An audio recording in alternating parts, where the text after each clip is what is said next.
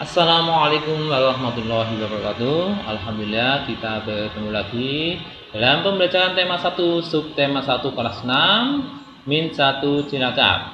Dalam hal ini pada tatap muka ini kita akan membahas tentang kesimpulan. Namun sebelum kita lanjutkan, mari kita buka bersama-sama dengan bacaan basmalah.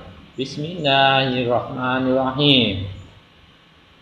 Tujuan pembelajaran pada tatap muka kali ini, yang pertama, peserta didik dapat menyimpulkan informasi teks laporan dari hasil pengamatan yang didengar dan dibaca. Peserta didik dapat menyajikan simpulan secara lisan dan tulis dari teks laporan hasil pengamatan atau wawancara yang diperkuat oleh bukti. Itulah tujuan pembelajaran kita pada tatap muka kali ini. Apa yang dimaksud dengan kesimpulan itu?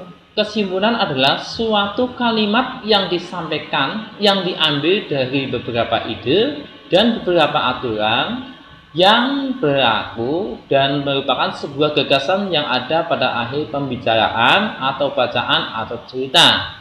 Jadi kesimpulan itu kalimat yang dipetik diambil dari beberapa ide pokok dalam sebuah bacaan atau cerita dengan mengikuti aturan yang berlaku, di mana kesimpulan itu juga sebuah gagasan yang ada pada akhir pembicaraan, bacaan atau sebuah cerita.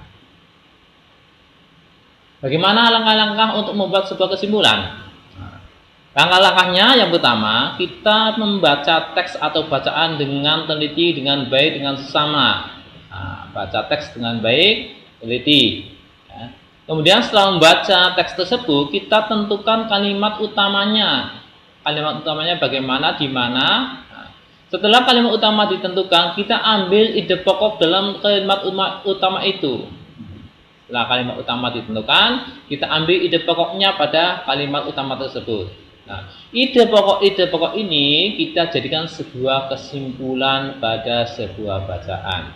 Ini langkah-langkahnya. Pertama, baca teks bacaan. Kita setelah membaca teks bacaan, kita menentukan kalimat utama.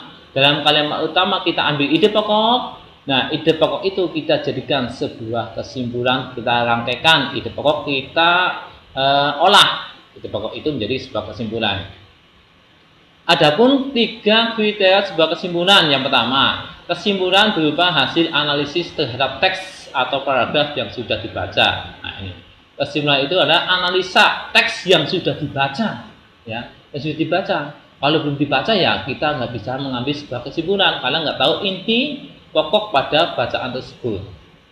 Yang kedua, sebuah kesimpulan menggambarkan isi dan paragraf. Nah, jadi kesimpulan itu harus menggambarkan isi dan paragraf pada paragraf tersebut, menggambarkan isi yang ada pada paragraf yang kita ambil kesimpulannya.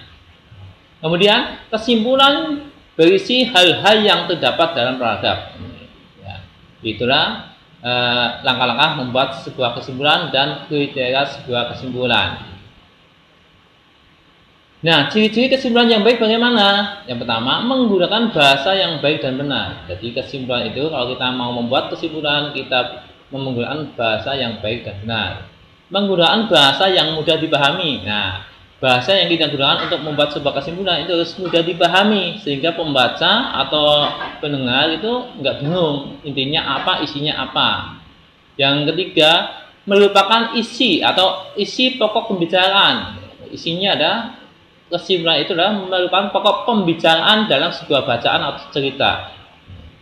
Menggunakan penarikan penyataan secara umum dari kalimat fakta sebelumnya. Jadi ini merupakan tarikan penyataan secara umum ya, dari kalimat sebelumnya yang merupakan fakta ini. Kemudian membandingkan dua hal yang berbeda namun tetap memperlihatkan kesamaan pada sisi tertentu.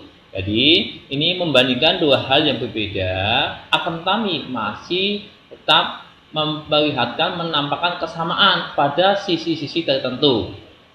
Bahasanya tidak berbelit-belit, tidak panjang lebar, singkat, simpel, dan jelas. Nah, berupa fakta dan jelas. Ini itu ciri kesimpulan yang baik. Bagaimana contoh? Pada kesimpulan di sini ada sebuah paragraf pada pelajaran sebelumnya tentang perkembangbiakan jagung ya, pada pembelajaran sebelumnya. Di sini Seorang petani jagung memulai membiarkan tanamannya dengan menanam biji jagung. Setelah 3-4 hari, bakal tanaman akan muncul di permukaan tanah. Tanaman jagung akan terus tumbuh menjadi besar. 3 hingga 3,5 bulan, buah jagung dapat dipanen oleh petani. Buah jagung yang berbentuk seperti tongkol pada mulanya berupa sekuntum bunga. Di sini kita lihat bahwa pada paragraf tersebut kita ambil kalimat utama. Ingat, ciri-ciri kalimat utama itu ada kata-kata yang diulang pada kalimat pertama, diulang pada kalimat kedua. Kita lihat di sini. Seorang petani jagung memulai membiarkan tanamannya dengan menanam biji jagung. Kalimat kedua, setelah 3-4 hari bakal tanaman. Nah, ini kembali ke jagung nih. Kembali ke sini. Ini ciri sebuah kalimat utama. Sehingga dalam kalimat utama itu kita ambil sebuah ide pokok. Nah, di sini pembiakan jagung dimulai saat bijinya ditanam. Ini hanya membalikan atau menyingkat kalimat utama menjadi ide pokok. Kan? Pembiakan jagung dimulai saat bijinya ditanam. Sini. Dari ide pokok tersebut kita ambil sebuah kesimpulan. Jagung berkembang biak melalui biji. Ini sama intinya, cuma lebih simpel. Jadi kesimpulan itu lebih simpel daripada ide pokok. Ide pokok lebih simpel dari sebuah kalimat utama, dan kalimat utama itu lebih simpel dari sebuah paragraf di sini. Oke, jadi dalam paragraf itu ada kalimat utama.